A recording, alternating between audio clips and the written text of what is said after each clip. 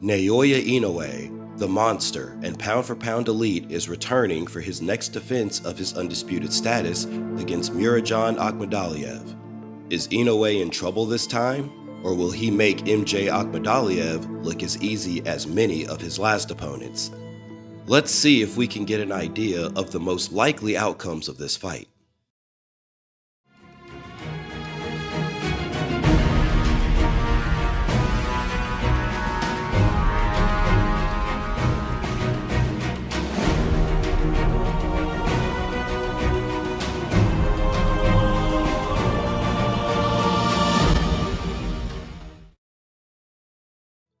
If we look at these two fighters from an overall broad perspective, Inoue is clearly the better fighter in most, if not all, categories.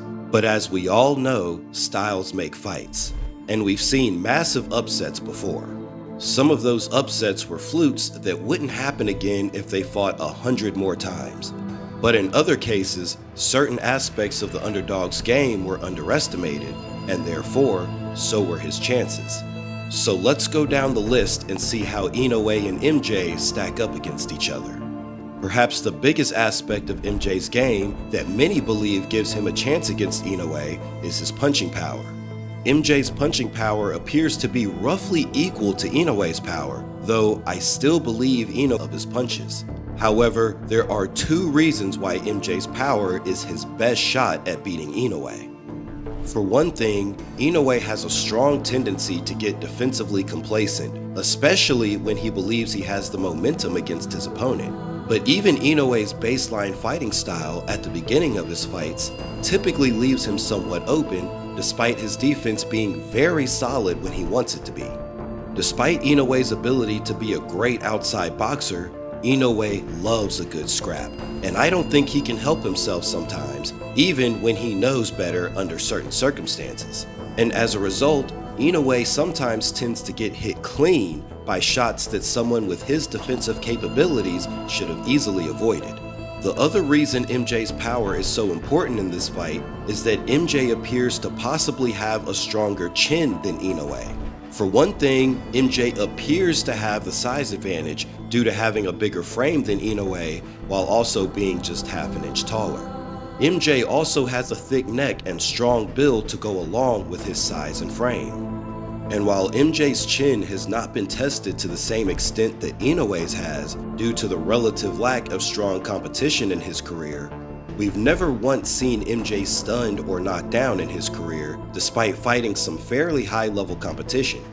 All of this means that if their punching power appears relatively even, while MJ appears to potentially have a stronger chin, then MJ could possibly trade with Inoue to score knockdowns or even have a puncher's chance at a knockout. And with Inoue's defense having holes, mostly due to complacency, MJ will likely have moments in the fight where he can land a clean enough shot to score a knockdown, or perhaps even more, even while being down on the scorecards.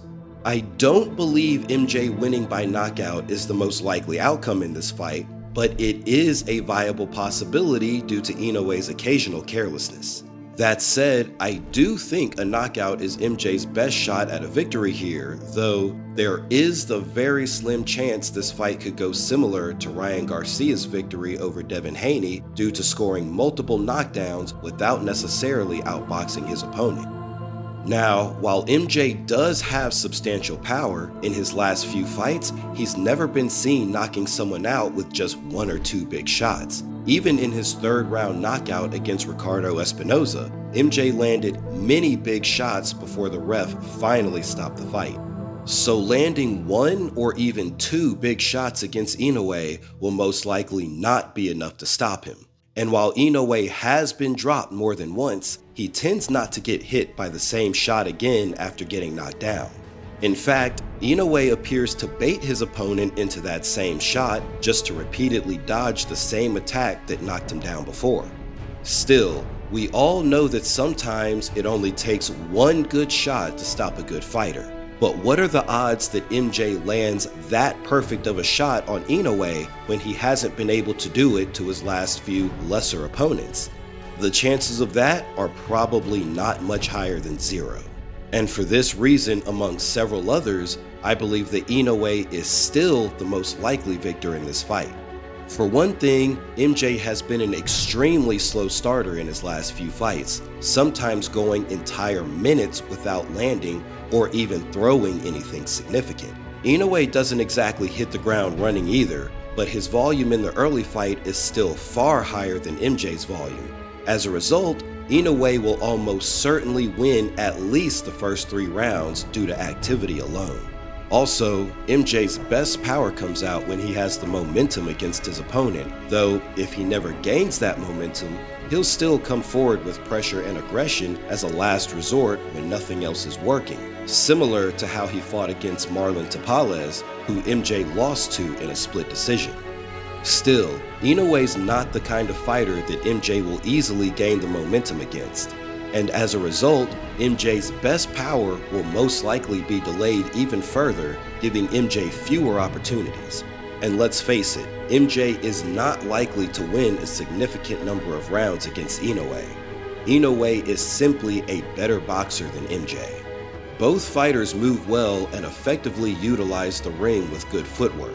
However, Inoue's movement and footwork are simply more dynamic and less predictable, allowing Inoue to punch and evade from unexpected angles. And while both fighters are good at finding their mark, Inoue's speed and accuracy appear to be significantly greater than MJ's, especially against their mutual opponent Tapales, who defeated MJ while getting knocked out by Inoue that same year. When it comes to each fighter's defense, overall, Inoue is simply harder to hit. That said, like mentioned before, Inoue does have plenty of moments of complacency where he can be hit relatively easy. And those moments will honestly be MJ's only opportunities to make anything significant happen. Inoue also has the home field advantage since the fight is happening in Japan.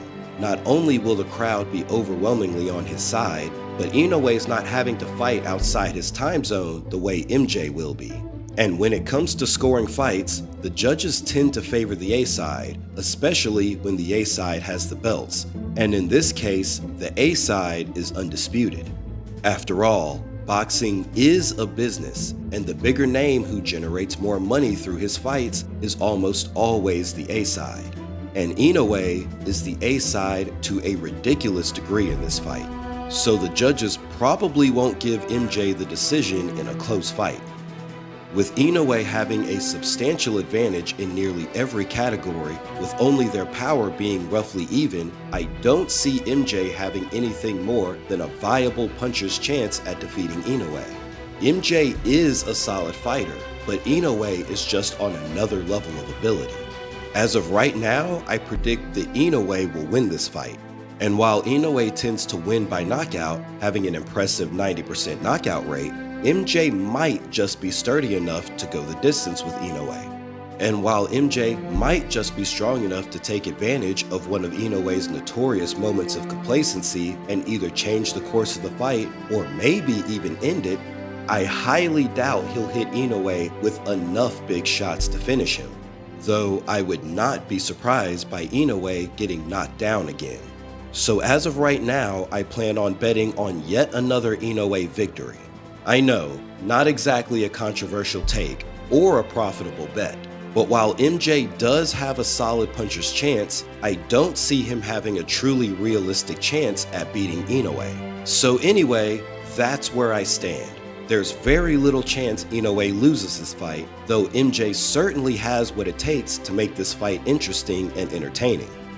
As always, I'll make my final prediction and potentially my bet after the weigh-in. So until then, take care of yourselves, and I'll see you on the next one.